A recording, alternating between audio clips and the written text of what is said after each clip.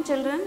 ఈరోజు మనము 6వ తరగతి పాఠ్యపుస్తకము నుంచి వర్షం అనే పాఠ్యభాగాన్ని చదువుకోబోతున్నాము.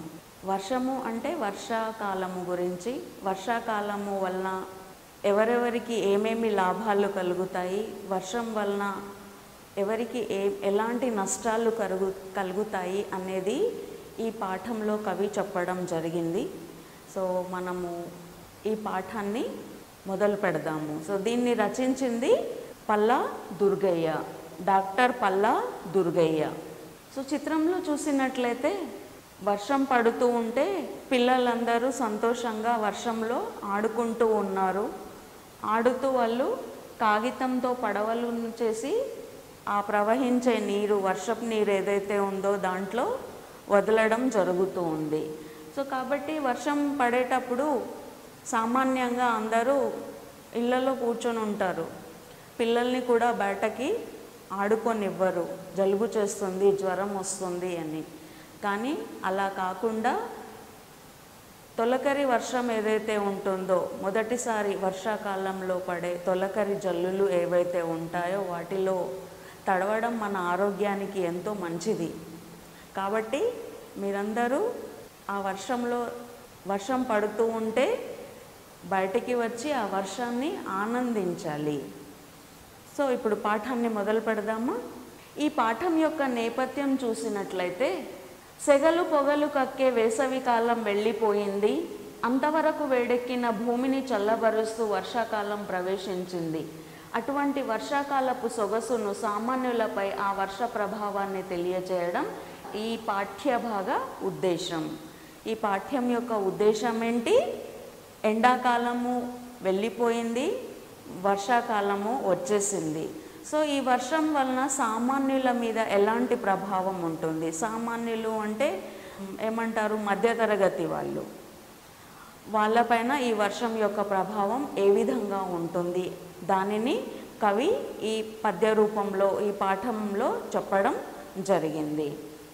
అదేవిధంగా పాఠ్యభాగ వివరాలు చూసినట్లయితే ఈ పాఠ్యభాగం పద్య ప్రక్రియకు చెందింది. ఈ పాఠం మనకి పద్య రూపంలో చెప్పబడింది. ఛందోబద్ధమైన రచనకు పద్యం అని పేరు. పద్యం అంటే ఏంటి? అది ఛందోబద్ధంగా ఉంటుంది. ఈ పాఠ్యభాగం పల్లా దుర్గయ్య రచించిన పాలవెల్లి అనే ఖండకావ్యం నుండి తీసుకోబడింది. సో ఈ వర్షం అనే పాఠ్యభాగం ఎక్కడి నుంచి తీసుకోబడింది? పల్లా దుర్గయ్య గారు రచించిన పాలవెల్లి అనే ఖండకావ్యము నుంచి తీసుకోబడింది. కవి పరిచయము చూసినట్లయితే, ఈయన పల్లా దుర్గయ్య. ఈయన ఎక్కడివాడు అంటే వరంగల్ జిల్లా మడికొండ గ్రామంలో జన్మించాడు. ఈయన తల్లిదండ్రులు నరసమ్మ, పాపయ్య శాస్త్రి. ఈయనకు సంస్కృతం, తెలుగు, ఆంగ్ల భాషల్లో పాండిత్యం ఉంది. సో డాక్టర్ పల్లా దుర్గయ్య ఎక్కడివాడు అంటే వరంగల్ జిల్లాకు చెందినవాడు. వరంగల్ జిల్లాలో మడికొండ అనే గ్రామంలో ఈయన పుట్టడం జరిగింది. ఈయన తల్లి పేరు నరసమ్మ, తండ్రి పాపయ్య శాస్త్రి.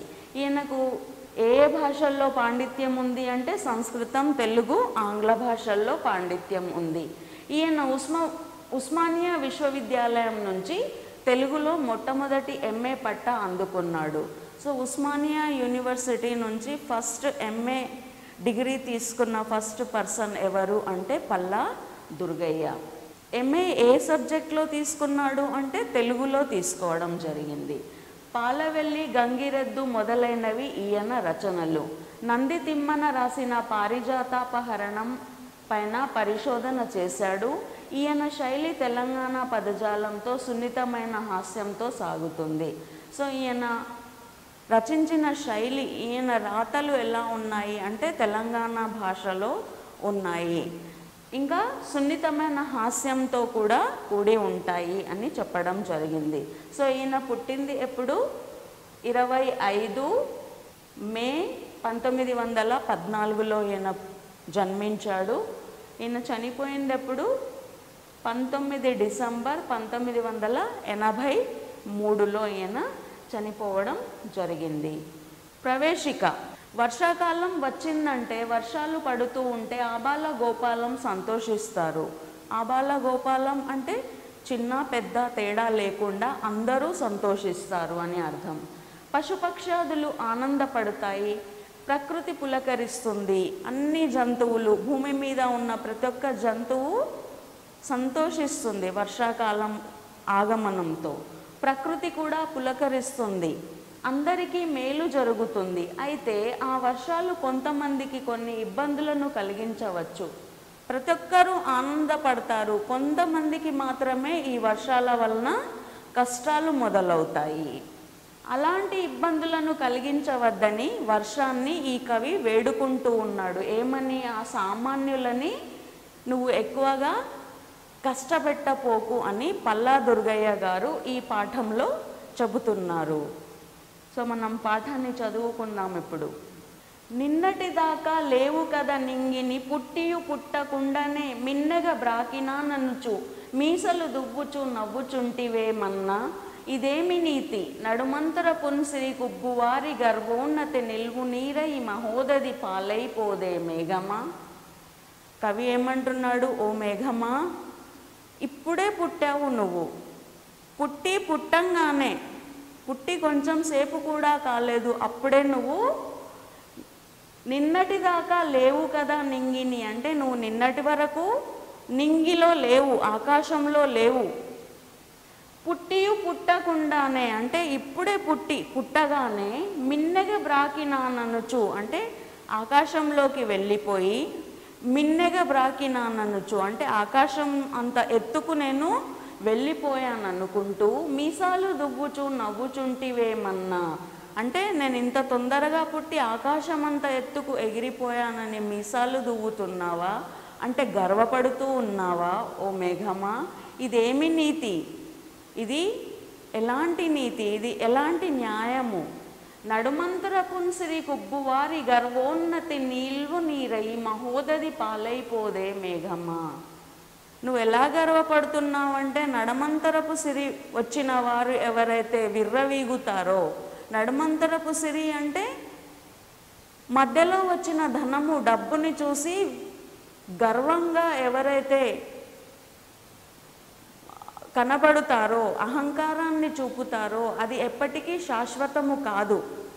అది ఒకరోజు వెళ్ళిపోతుంది. అంటే నడుమంతరంగా వచ్చిన సిరి ఏది ఎప్పటికీ శాశ్వతంగా ఉండదు, అది మళ్ళీ వెళ్ళిపోవాల్సిందే. కాబట్టి ఓ మేఘమా, నువ్వు కూడా అశాశ్వతమైన దానివి. ఇప్పుడే పుట్టి ఆకాశంలోకి ఎగిరాను, ఆకాశం అంత ఎత్తుకి ఎదిగానని నువ్వు గర్వపడుతున్నావేమో, కానీ నువ్వెంతో కాలం అక్కడ నిలవలేవు. తిరిగి నీవు వర్ష రూపంలో భూమి మీద పడాల్సిందే, సముద్రంలో కలవాల్సిందే. కాబట్టి నువ్వు ఎక్కువ గర్వపడాల్సిన అవసరం లేదు అని కవి మేఘంతో అంటున్నాడు. నిన్నటి దాకా లేవు కదా నింగిని, పుట్టియు పుట్టకుండానే మిన్నెగా బ్రాకినాననుచు మీసలు దువ్వుచు నవ్వుచుంటివేమన్నా, ఇదేమి నీతి నడుమంతర పున్సిరి కుబ్బువారి గర్వోన్నతి నిల్వు నీరై మహోదది పాలైపోదే మేఘమా. మహోదది అంటే సముద్రము. సో వర్షం ఏమవుతుంది? సముద్రం పాలైపోతుంది. అంటే ఎక్కువ గర్వపడితే సంపదలు అనేవి కూడా ఎప్పుడు శాశ్వతము ఉండవు, అవి కూడా ఒకరోజు పోవాల్సినవే. కాబట్టి ఎప్పుడు కూడా గర్వపడకూడదు అని మేఘాన్ని కవి అంటూ ఉన్నాడు. చిటపట చినుకులు రాలెను, పటపట వడగండ్లు పుడమిపై పడే, ధారల్ పుటపుటనై కుండలతో నటునిటు దొరలించినట్టులై కనుపట్టెన్. వర్షం ఎలా మొదలైంది? చిటపట చినుకులు రాలెను, చిన్న చిన్న చినుకులతో మొదలయ్యింది. పటపట వడగండ్లు పుడమిపై పడే, అదేవిధంగా కొంచెం శబ్దం చేస్తూ వడగళ్ళు అనేవి పుడమిపై పడ్డాయి, భూమిపై పడుతూ ఉన్నాయి. ధారల్ పుటపుటనై కుండలతో నటునిటు దొరలించున్నట్టులై కనుపట్టెన్. చిన్నగా మొదలైన వర్షము, చినుకులతో మొదలైన వర్షము వడగళ్ళ రూపంలో మారి ఆ తర్వాత ఆ జలధారలు ఏవైతే ఉన్నాయో కుండపోత వర్షంగా మారి ప్రవహిస్తూ ఉంది అని కవి చెబుతూ ఉన్నాడు. నేలపై మోపిన కాలు చురుక్కని బొబ్బలెక్కడిది నమ్ములు గతించే, నించుకయ శ్రద్ధ నుంచిన పాదమ్ము జురుక్కు జురుక్కని జారదొడగే పగలు రాత్రి అనక ప్రభు పాలితులనక ప్రజలందరూ ఛత్రపతులై ఎయిరి నెరియలు వారిన నేలనంతట నద్దములు దాపినట్లు నీడలు కనబడే పులకరించి భూసతి రామచిలుక అయ్యే హుంకరించి యాబోతులు రంకెవేసే నాగలిని బట్టి కృషికుడు నడుముగట్టే నాశలు పొంగి పారే వర్షాగమమున. ఇంకా ఏమంటున్నాడు కవి? నేలపై మోపిన కాలు చురుక్కని బొబ్బలెక్కడి దినములు గతించే. అంటే బొబ్బలు ఎప్పుడెక్కుతాయి కాళ్ళకి? చెప్పులు లేకుండా మనం ఎప్పుడైతే ఎండల్లో నడుస్తామో కాళ్ళకి ఆ వేడికి తట్టుకోలేక బొబ్బలు వచ్చేస్తాయి. సో అలా బొబ్బలెక్కడి దినాలు గతించే అంటే ఎండాకాలము వెళ్ళిపోయింది. నించుకయ శ్రద్ధ నుంచిన పాదమ్ము జురుకు జురుక్కని జారదొడగే. ఇప్పుడు కొంచెం అశ్రద్ధ చేసి కాలు అటు ఇటు పెట్టినా జారిపోయే ప్రమాదం వచ్చింది. అంటే ఎడతెరిపి లేకుండా వర్షాలు అనేది పడుతూ ఉన్నాయి. కొంచెం అశ్రద్ధ చేసినా జారి పడిపోతాము. పగలు రాత్రి అనక ప్రభుపాలితులనక ప్రజలందరూ ఛత్రపతులై ఎయిరి. ఇంకా ఏమంటున్నాడు కవి? పగలు రాత్రి అనకుండా కురిసే వర్షానికి ప్రజలందరూ ఛత్రపతులై ఉన్నారు. అంటే అందరూ గొడుగులు ధరించి తిరుగుతూ ఉన్నారు, గొడుగులు పట్టుకొని తిరుగుతూ ఉన్నారు. ఛత్రము అంటే గొడుగు, ఛత్రపతులై తిరుగుతూ ఉన్నారు ప్రజలందరూ. అంటే ఇక్కడ పేద గొప్ప, రాజు పేద అనే తేడా లేకుండా ప్రతి ఒక్కరు కూడా ఛత్రపతులై తిరుగుతున్నారు. ఇక్కడ రెండు అర్థాలు ఉన్నాయి. ఛత్రపతులు అంటే రాజులు అని అర్థము, ఛత్రపతులు అంటే గొడుగులను ధరించిన వారు అని అర్థము. కవి చెప్పడంలో ఇక్కడ రెండు అర్థాలు ఉన్నాయి. మంచిగా వర్షాలు పడితే రైతులకి ఎంతో ఆనందము. ఎందుకు అంటే వాళ్ళకు మంచి పంటలు సమృద్ధిగా పండి వాళ్ళు ఎక్కువగా ధనాన్ని సంపాదించి రాజులాగా బ్రతుకుతారు. అంటే డబ్బులు ఎక్కువ వస్తే సుఖంగా ఉంటారు అని ఒకటి అర్థము. ఇంకొక అర్థం ఏంటి? ఎడతెరిపి లేకుండా పడే వర్షాలకి ప్రతి ఒక్కరూ పేద గొప్ప అనే తేడా లేకుండా అందరూ గొడుగులు పట్టుకొని తిరుగుతున్నారు అని కూడా ఇక్కడ అర్థము. పగలు రాత్రి అనక ప్రభుపాలితురనక ప్రజలందరూ ఛత్రపతులై ఎయిరి నెరియలు వారిన నేలనంతట నద్దములు తాపినట్లు నీడలు కనబడే.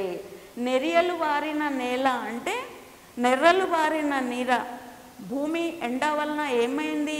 పగుళ్ళు బారి ఉంది, నెర్రలు బారి ఉంది. అలాంటి నేల మీద వర్షం పడగానే ఏమవుతుంది? నీటితో అది అద్దాలు తాపినట్లు కనపడుతూ ఉంది. భూమికి ఎవరైనా అద్దాలు అతకబెట్టారేమో అన్నంత మెరుస్తూ ఉంది భూమి. దాంట్లో ఏమి కనబడుతున్నాయి? నీడలు కనబడుతున్నాయి. మన యొక్క ప్రతిబింబాలు కనబడేంత నీడలు కనబడుతున్నాయి. నెరియలు వారిన నేలనంతటా అద్దములు తాపినట్లు నీడలు కనబడే. అంటే ఆ నెర్రలు వారిన భూమి ఎలా కనబడుతుంది వర్షం పడడం వలన? అంటే అద్దాలు దానికి పెట్టారేమో, అద్దాలు తాపారేమో అన్నట్లు దాంట్లో మన నీడలు కూడా కనబడుతూ ఉన్నాయి. పులకరించి భూసతి రామచిలుకనయ్యే. ఇలాంటి వర్షానికి భూసతి అంటే భూమి, ధరిత్రి, భూమాత పులకరించింది అంటే సంతోషించి ఎలా కనబడుతుంది? రామచిలుక అయ్యే. రామచిలుక ఏ రంగులో ఉంటుంది? పచ్చ రంగులో ఉంటుంది. అంటే భూమి కూడా పులకరించి పచ్చదనంతో పులకరించిపోయింది. ఎటు చూసినా అంతా పచ్చదనం కనబడుతూ ఉంది. హుంకరించి ఆబోతులు రంకె వేసే. ఆబోతులు కూడా సంతోషం పట్టలేక రంకెలు వేస్తున్నాయి. ఆబోతులు అంటే ఏంటి? జంతువులు, అంటే ఎద్దులు అలాంటివి. నాగలిని పట్టి కృషికుడు నడుముగట్టే. అదేవిధంగా రైతు కూడా ఎంతో సంతోషంతో నాగల్ని పట్టుకొని తన వ్యవసాయ పనుల్ని మొదలు పెట్టుకోవడానికి వెళ్తూ ఉన్నాడు. ఆశలు పొంగి పారే వర్షాగమమున. ఈ విధంగా అందరిలో ఆశలను రేకెత్తించింది ఈ వర్షాగమము. అంటే ఈ వర్షం యొక్క ఆగమనము. అంటే వర్షాకాలము రావడంతో ప్రతి ఒక్కరిలో కొత్త ఆశలు అనేవి చిగురించాయి అని అర్థము. ఉన్నత సౌధ గోపురపు టుయ్యల మంచములందు తిన్నగా కన్నులు మూసి గుర్రుమని గాఢ సుషుప్తిని మునిగియుండు సంపన్నుల మీదికి జనగ వాటము కామిని వానదేవుడా చిన్నని చొప్ప కప్పు గుడిసెల్వడి కూలగా దాడి చేతువా. ఓ వానదేవుడా, ఓ మేఘుడా, ఉన్నత సౌధ గోపురపు టుయ్యల మంచములందు అంటే ఎన్నో అంతస్తుల మేడల్లో, అందమైన భవనాలలో, మంచి ఊయలలో పడుకొని నిద్రపోతున్న ధనవంతుల మీద వర్షించడానికి నీకు ధైర్యము చాలదు. అందుకని నువ్వు ఏం చేస్తున్నావు? చిన్నని చొప్పకప్పు గుడిసెల్బడి కూలగా దాడి చేతువా. అలాగని నువ్వు చిన్న చిన్న పూరి గుడిసెల్లో ఉండే చొప్పకప్పులు వేసుకుని ఉన్న వారిపైన దాడి చేస్తావా? ఇది నీకు న్యాయమేనా అని కవి వానదేవుణ్ణి అడుగుతున్నాడు. ఉన్నత సౌధ గోపురపు టుయ్యల మంచములందు తిన్నగా కన్నులు మూసి గుర్రుమని గాఢ సుషుప్తిని మునిగియుండు సంపన్నుల మీదికి జనగ వాటము కామిని వానదేవుడా చిన్నని చొప్ప కప్పు గుడిసెల్ వడి కూలగా దాడి చేతువా. అంటే సంపన్నుల మీద వర్షించడానికి నువ్వు ఇష్టపడకుండా, వారి మీద నువ్వు దాడి చేయకుండా, సామాన్యమైన జనులు ఎవరైతే చిన్న సొప్ప వాటితో గుడిసెలు కట్టుకొని ఉంటారో వారిపైన నీ ప్రతాపాన్ని చూపెడతావా? ఇది నీకు న్యాయమా అని కవి వానదేవుణ్ణి అడుగుతూ ఉన్నాడు. బడలకు వాడిపోయి పడి పయ్యర యూపుకు పట్టు వీడి ఈ గుడిసెల కప్పు లొప్పెడలే గుంజలు పాదులు నూగులాడెడిన్ గడగడలాడు చున్నయవి కారు మొగుళ్లను గాంచినంత నీ పుడిసెడు పేద కాపురము పొల్లొనరింపకు వానదేవుడా. ఇంకేమంటున్నాడు కవి? ఓ వానదేవుడా, బడలకు వాడిపోయి అంటే ఎండలకు, విపరీతమైన ఎండలకు వాడిపోయిన కప్పులు, ఎండిపోయిన కప్పులు, వడిపయ్యర యూపుకు పట్టు వీడి అంటే వేగంగా వీచే గాలులకి అవి అన్నీ పట్టు వీడిపోయినాయి. ఏవైతే కట్టి ఉంచిన ఉంటాయో అవన్నీ పట్టు వీడి ఊగుతూ ఉన్నాయి. ఈ గుడిసెల కప్పు లొప్పెడలే గుంజలు పాదులు నూగులాడడం. ఈ గుడిసెల యొక్క కప్పులు, గుంజలు ఏవైతే ఉన్నాయో వేగంగా గాలులు వీయడం వలన అవన్నీ ఊగుతూ ఉన్నాయి. గడగడలాడుచున్నయవి కారు మొగుళ్లను గాంచినంత అంటే కారు మేఘాలు, నల్లటి మేఘాలను చూడగానే ఆ పూరి గుడిసెల్లో ఉన్న కప్పులు, గుంజలు ఏవైతే ఉన్నాయో అవి ఎలా గడగడ వణుకుతూ ఉన్నాయి. నీ పుడిసెడు పేద కాపురము పొల్లొనరింపకు వానదేవుడా. కాబట్టి ఓ వానదేవుడా, ఇలా సామాన్య కుటుంబాల మీద, సామాన్య జనజీవనము మీద నువ్వు నీ ప్రతాపాన్ని చూపెట్టకు అని కవి మేఘుడితో అంటూ ఉన్నాడు. గపగప చొచ్చివచ్చు చలిగాలికి కప్పులు లేని దీపముల్ రెపరెపలాడిపోయే చెలరేగిన చీకటిలో శరీరముల్ రిపులకు నప్ప చెప్పిన దరిద్రులు నిద్రలు పోయినారు నీవిప్పుడే సవారీ చేసి ఎలా ఇంపకు వారి వానదేవుడా. ఇంకా ఏమంటున్నాడు కవి? ఓ వానదేవుడా, గపగప చొచ్చివచ్చు చలిగాలికి అంటే వేగంగా వచ్చే గాలికి కప్పులు లేని దీపముల్, అలా వచ్చిన గాలికి పేదవారు పూరి గుడిసెల్లో పెట్టుకున్న నూనె దీపాలు ఏవైతే ఉన్నాయో అవన్నీ ఆరిపోయాయి. పూర్వకాలంలో పేదవారికి గుడిసెల్లో మనలాగా విద్యుత్ దీపాలు ఉండవు. సో వాళ్ళు ఎలాంటి దీపాలు వాడుతారు? నూనెతో కిరసనాయిల్ దీపాలని వాడుతారు.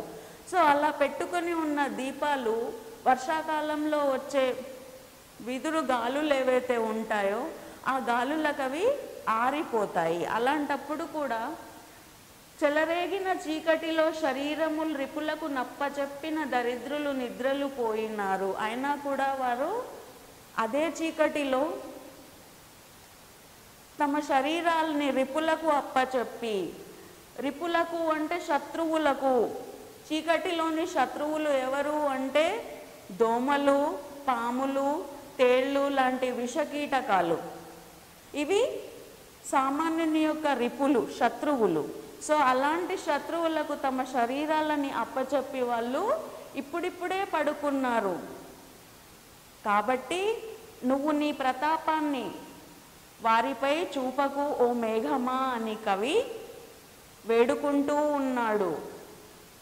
గపగప చొచ్చివచ్చు చలిగాలికి కప్పులు లేని దీపముల్, రెపరెపలాడిపోయే చెలరేగిన చీకటిలో శరీరముల్, రిపులకు నప్పజెప్పిన దరిద్రులు నిద్రలు పోయినారు, నీవిప్పుడే సవారీ చేసి ఎలయింపకు వారిని వానదేవుడా. కాబట్టి ఓ వానదేవుడా, నువ్వు వారిపై నీ ప్రతాపాన్ని చూపించకు, వాళ్ళు ఇప్పుడిప్పుడే పడుకున్నారు, దీపాలన్నీ ఆరిపోయినా కూడా ఎలా కీటకాల విషకీటకాల భయాన్ని కూడా వదిలి వారు ఇప్పుడే పడుకున్నారు. కాబట్టి నువ్వు వాళ్ళపై వర్షించి వారిని మళ్ళీ కష్టపెట్టకు అని కవి మేఘంతో అంటూ ఉన్నాడు. సో దీంతో ఈ పాఠం సమాప్తమైంది. పాఠం చివరలో ఉన్న వ్యాకరణాంశాలు చూసినట్లయితే ఇక్కడ కొన్ని వాక్యాలు ఇవ్వడం జరిగింది. క్రింది భావం వచ్చే వాక్యాలను పాఠంలో వెతికి రాయండి. పాఠం చదివితే మీకు పాఠం మధ్యలో ఈ వాక్యాలు దొరుకుతాయి. సో వాటిని మీరు అండర్లైన్ చేయాలి. అవేంటి? నడమంత్రపు సిరికి గర్వపడే వారి గర్వం నీరే సముద్రంలో కలిసిపోతుంది. అంటే ఈ అర్థం వచ్చే ఏదైతే లైన్ పద్యంలో ఉందో దాన్ని మీరు అండర్లైన్ చేసి నోట్ డౌన్ చేయాలి. అదేవిధంగా నెర్రెలిచ్చిన నేలంతా అద్దం వలె మారి నీడలు కనిపిస్తున్నాయి, పటపటమని వడగండ్లు నేల మీద పడినాయి, సంపన్నులు మేడల్లో హాయిగా గుర్రుపెట్టి నిద్రపోతున్నారు, నల్లని మబ్బులు చూడగానే గుడిసెలు గుంజలు గడగడలాడుతూ ఉన్నాయి. సో ఈ వాక్యాలకు అర్థాన్నిచ్చే ఏవైతే లైన్లు అంటే ఏవైతే ఉన్నాయో పద్యంలో వాటిని మీరు గుర్తించి రాయాలి. అదేవిధంగా ఇక్కడ ఒక చిన్న పద్యం ఇవ్వడం జరిగింది. ఈ పద్యం నుంచి ప్రశ్నలు ఇచ్చాడు. ఈ పద్యంలో నుండి వీటికి జవాబులు రాయాలి. క్రింది వాక్యాల్లో గీత గీసిన పదాలకు అర్థాలు రాయండి. ఇక్కడ గీతలు అండర్లైన్ చేసి ఉన్న కొన్ని పదాలు ఉన్నాయి, వాటికి అర్థాలు ఇక్కడ రాయాలి. ఫస్ట్ వన్ ఏంటి? సోమనాద్రి రాజు కిరీటం వజ్రాలతో తాపడం చేయబడి ఉండేది. తాపడం అంటే ఏంటి? తాపడం అంటే పొదగబడడం, అతికించడం అని అర్థము. అదేవిధంగా కృషికులు పొద్దస్తమానం కష్టపడి పంటలు పండిస్తారు. కృషికులు కింద గీత ఉంది. కృషికులు అంటే ఏంటి అర్థము? రైతులు. అల్లరి పనులు చేసి అమ్మా నాన్నలను అలయించవద్దు. అలయించవద్దు అంటే కష్టపెట్టవద్దు అని అలయించవద్దు అంటే కష్టపెట్టడం అని అర్థము. ఎండాకాలం మిద్దెపై పడుకుంటే పయ్యర హాయిగా వీస్తుంది. పయ్యర అంటే ఏంటి? గాలి. తొందరగా చేరుకోవాలంటే వడిగా నడవాలి. వడిగా అంటే ఏంటి? వేగంగా. ఇక్కడ చూడండి, క్రింది వాక్యాలు చదవండి, ఒకే అర్థం వచ్చే పదాల కింద గీత గీయండి. ఈ పదాల్లో ఒకే అర్థం వచ్చే వాటి కింద గీత గీయమంటున్నాడు. సముద్రం నీరు ఉప్పగా ఉంటుంది, ఉదది రత్నాలకు నిలయం, పయోధి దాటాలంటే ఓడ కావాలి. సముద్రం, సముద్రానికి ఉదది అని కూడా అంటారు, అదేవిధంగా పయోధి అని కూడా అంటారు. అంటే ఒకే అర్థం ఉంది, సముద్రం, ఉదది, పయోధి. అదేవిధంగా ఆకాశం నిర్మలంగా ఉన్నది, నింగిలో నక్షత్రాలు మెరుస్తున్నాయి, గ్రహాలు అంబరంలో తిరుగుతున్నాయి. ఇక్కడ ఆకాశం అన్న, నింగి అన్న, అంబరం అన్న ఒకటే అర్థం. ఆకాశాన్ని నింగి అని, అంబరం అని కూడా అంటారు. థర్డ్ వన్, మనం భూమిని తల్లిగా భావిస్తాం ఎందుకంటే అవని మనం పుట్టడానికి నివసించడానికి ఆధారం కనుక. అటువంటి పుడమిని మన స్వార్థం కోసం కలుషితం చేయకూడదు. అంటే ఇక్కడ భూమిని మనం ఇంకే పేర్లతో పిలుస్తాము, అవని, అదేవిధంగా పుడమి. భూమి, అవని, పుడమి. సో ఒకే అర్థాన్ని ఇచ్చే పదాలు వీటిలో ఇవి ఇవ్వడం జరిగింది. సొంత వాక్యాలు మీరు చేయండి. బొబ్బలెక్కు, అశ్రద్ధ, పటపట, ఆశలు పొంగు, పులకరించు. ఇక్కడ చూడండి, క్రింది వాక్యాలను చదవండి. గీత, లత కూరగాయలు తేవడానికి అంగడికి బయలుదేరారు. అంగడి అంటే ఏంటి? మార్కెట్, సంత. ప్రదీప్, సందీప్లు వాళ్ళ నాన్నతో కలిసి పట్నం వెళ్ళారు. పిల్లి ఎలుకను వెంబడించింది. చెట్టు మీద కోతులు దుంకుతున్నాయి. సో ఇక్కడ ఏముంది? పేర్లు ఇవ్వడం జరిగింది. గీత, లత, ప్రదీప్, సందీప్, పిల్లి, ఎలుక, ఓకే, అదేవిధంగా కోతులు, ఇవన్నీ కొన్ని పదాలు. సో గీత, లత అనేవి ఏంటి? స్త్రీ జాతికి సంబంధించినవి కాబట్టి వాటిని ఏమంటాము? స్త్రీలింగ పదాలు అంటాము. అంటే స్త్రీ జాతిని సూచించే పదాలని ఏమంటాము? స్త్రీలింగము అంటాము. అదేవిధంగా ప్రదీప్, సందీప్ అనేది ఏంటి? పుల్లింగము. ప్రదీప్, సందీప్, నాన్న అనేవి పురుషులకు చెందిన పదాలు. పురుషులకు చెందిన పదాలని ఏమంటారు? పుంలింగము అంటారు. సో పుల్లింగ పదాలు ఇవేవి కాని వాటిని ఏమంటారు అంటే జంతు జాతికి చెందినవి, వృక్ష జాతికి చెందినవి. అంటే స్త్రీ జాతి కానీ పురుష జాతిని సూచించనివి, జంతు జాతికి చెందిన వాటిని ఏమంటాము? నపుంసకలింగము అంటాము. ఓకే, నపుంసకలింగ పదాలు అంటారు. ఉదాహరణ పిల్లి, ఎలుక, చెట్టు, కోతులు మొదలైనవి నపుంసకలింగ పదాలు. అంటే దీన్ని బట్టి పురుషవాచక శబ్దాలను పుల్లింగాలని, స్త్రీవాచక శబ్దాలను స్త్రీలింగాలని, పై రెండు కానటువంటివి అంటే పురుషవాచకము కానీ స్త్రీవాచకము కాని వాటిని, మానవ సంబంధం కాని వాటిని ఏమంటాము? నపుంసకలింగ పదాలు అని అంటాము. అదేవిధంగా క్రింద ఒక పారాగ్రాఫ్ ఇవ్వడం జరిగింది. సో దీని నుంచి మీరు ఏం చేయాలి? స్త్రీలింగ, పుల్లింగ, నపుంసకలింగ పదాలను గుర్తించి రాయాలి. సునీత ఉదయాన్నే నిద్రలేచి బడికి వెళ్ళింది. బడిలో సురేష్ తాను రాసిన కథను సునీతకు వినిపించాడు. ఆ కథలో కుందేలు చెట్టు తొర్రలో తన పిల్లలతో ఆడుకునే సన్నివేశం సునీతకు బాగా నచ్చింది. కుందేలు ముంగీసతో స్నేహం చేయడం కూడా బాగా నచ్చిందని సునీత పూజితతో చెప్పింది. కథను గోపాల్కు కూడా వినిపించింది. అందరూ బాగుందని సురేష్ను మెచ్చుకున్నారు. సో దీని నుంచి మీరు ఏం చేయాలి? స్త్రీలింగ పదాలు ఏవేవి ఉన్నాయో వాటిని మీరు గుర్తుపెట్టి ఇక్కడ రాయాలి. అదేవిధంగా పుల్లింగ పదాలు, అదేవిధంగా నపుంసకలింగ పదాలని మీరు ఇక్కడ రాయాలి. సో ఇది మీ హోంవర్క్. మీరు ఇది చేసి నాకు వాట్సాప్లో పంపించండి. ఓకే, సో దీంతో మీ యొక్క వర్షం పాఠం సమాప్తమైంది. సో తిరిగి వేరొక పాఠంతో ఇంకొక వీడియోతో నెక్స్ట్ క్లాస్లో కలుద్దాం. అప్పటి వరకు స్టే హెల్దీ.